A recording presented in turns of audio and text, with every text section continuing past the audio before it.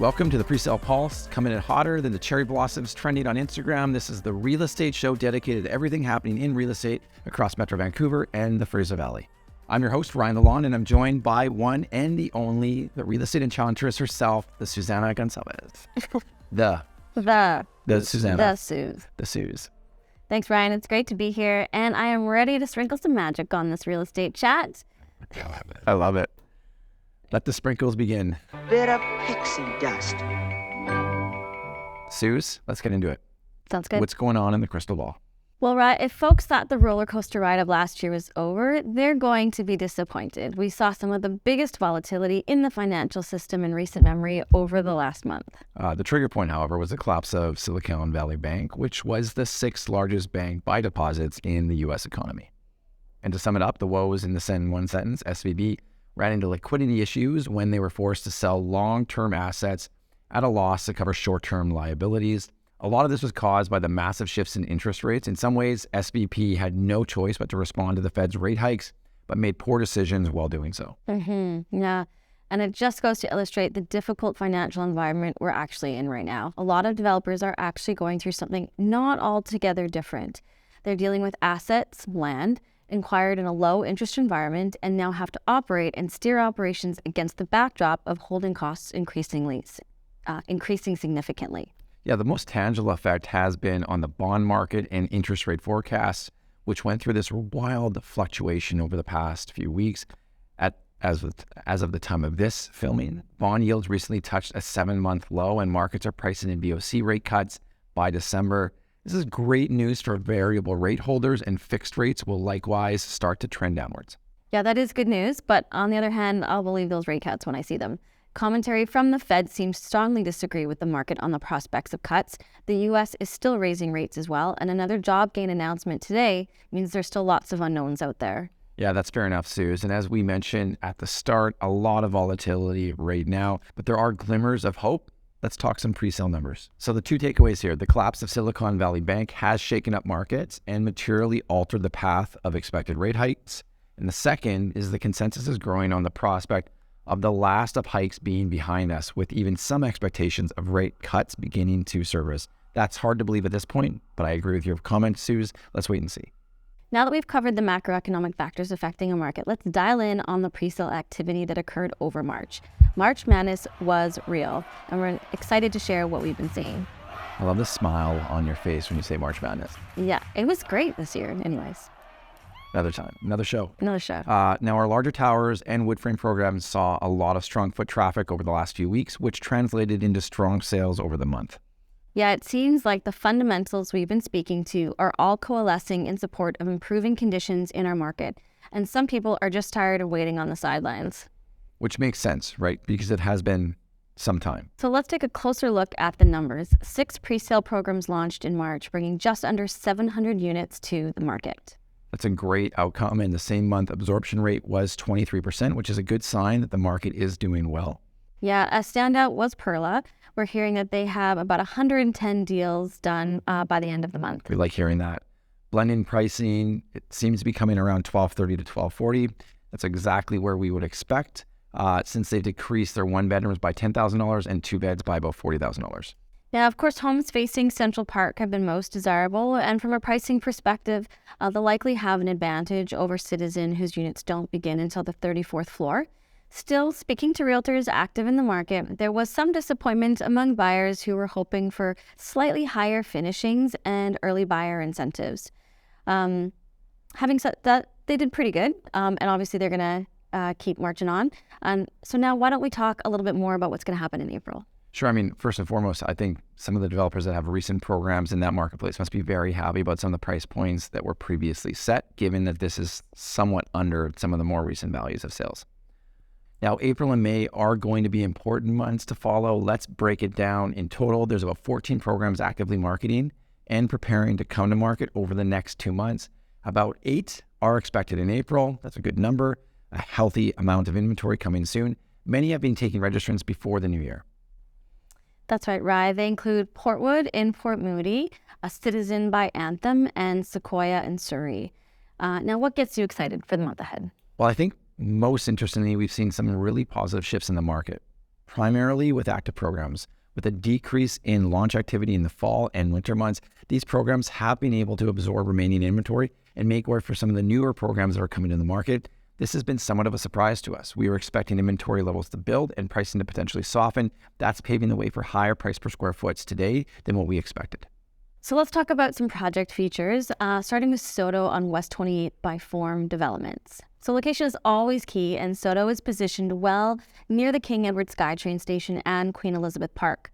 What's really going to support this program are its north-facing A-plans. These 3-story, 3-beds are going to have great views of downtown, especially with the rooftop terrace on the 3rd floor. Now for the insider intel, we're still trying to get an estimate of gross blended pricing. Homes start in the mid 1.7 million for their garden bungalow homes. So far, they've sold 5 of 12 homes, so a decent initial start to the sales campaign. Yeah, couldn't agree more. Now, Nolita Wood Frame, that's next up, 608 Coronation Avenue, Kelowna. Suze, give us a quick rundown on what's going on here. Yeah, let's travel to the Okanagan to check in on one of our own projects. This is Nolita by 5th Avenue Properties. Tell me a little bit more about it. We're obviously very proud about our record in Kelowna. We have working on a number of programs that will come to market in the next 12 months. An open secret that we had then and have now with Nolita is accessing the incredible demand for Okanagan product here in the Lower Mainland. So the insider intel on this, we had a tremendous realtor event hosted in our Fraser Valley office. It was phenomenal to see the amount of interest we were able to garner from outside of the market, really. I think a big part of that is just the pricing. Things are comfortably absorbing over $800 per square foot. Make sure to stay tuned for some of the sales announcements in the coming weeks as we move through rescission and into a more tempo sales program. So a couple things I want you to take home today. We highlighted in previous pulses that the activity in the early spring market would likely be the signal for developers who are positioned to launch in the late spring and fall. We definitely believe we're going to see that. The market continues to really ramp up, and so the window really is getting these projects to market ASAP. I couldn't agree more. I think we got to switch gears now. Let's talk resale, Suze. Yeah, last month we spoke to some promising early signs of recovery in the market. I'm happy to report that many of the trends we saw then continued in March. As interest rates have begun to stabilize and even come down, we've seen some stability and confidence restored to the market. Last month saw over 2,500 resales transacting, a 39% increase from the previous month. Oh, I love those numbers. Yeah, it's a solid number. We'll take it. All right, and to be clear, Suze, this is still approximately 28% below the 10-year season average. So not necessarily a hot or competitive market quite yet, but it's all about the details. Now, the most activity that we've seen since May of 2022 and the month-over-month increases exceeded what we would typically expect to see over the same period. It's actually at a level that is steady and a more sustainable opportunity for our market. We also saw benchmark pricing pick up approximately 2% month over month, the second consecutive increase in over a year. It's official. We are trending. Yeah, it's very encouraging to see these numbers and to see them reflected in the foot traffic in our sales centers, which is also picking up. This sort of momentum tends to build on itself, barring any more major disturbances in the macro economy, which, to be fair, has had its fair amount in the last month. It looks quite realistic to continue into the spring season. Last month, we talked about that window of opportunity for buyers being the spring instead of the fall, and that seems to be ringing true still. Absolutely accurate, Suzana. And to your point on the macroeconomy, you're right. The outlook is still not totally clear, but it does feel like it's moving in the right direction. But that return in demand is indicating for home buyers that it's enough, and let's begin to think about buying homes today. Yeah, they don't need to have full certainty, but they've been sitting on the sidelines. They're tired of waiting. They're seeing things settle and start to go in the right direction. And so we're seeing that happen, seeing that reflected in the sales numbers. We can't quite say the same about the supply side, though. I think there are just over 4,300 new listings in March. That's 35% lower year over year and 22% below the 10-year average. Now, why do you think, Suze, I got to ask it, we're seeing such low inventory levels? Yeah, well, for one, this is sort of a problem that tends to exacerbate itself. The vast majority of time when a homeowner sells their home, it's with the intent of buying elsewhere, whether for upsizing or downsizing or some other genuine need.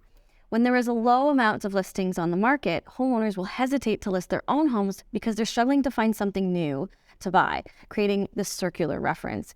And with the market adding jobs overall, other than tech, of course, we aren't really seeing distressed listings either. Yeah. Absolutely true. Adding to that, Suze, I think a lot of people are hunting for the bottom of the market right now. And sadly, many are probably going to miss it. If you're one that believes that we are indeed at the bottom, it makes sense to buy right now when prices are at their lowest. On the flip side, though, if you don't believe this, it doesn't make sense to be listing your home right now because you're expecting to be very competitive against other offers when you try to transact. I think as the market continues to warm up, we're going to see supply catch up, hopefully. So the two takeaways for this month's resale update: positive trends in the resale market from the previous month have extended into March, with increases to both sales volumes and benchmark pricing.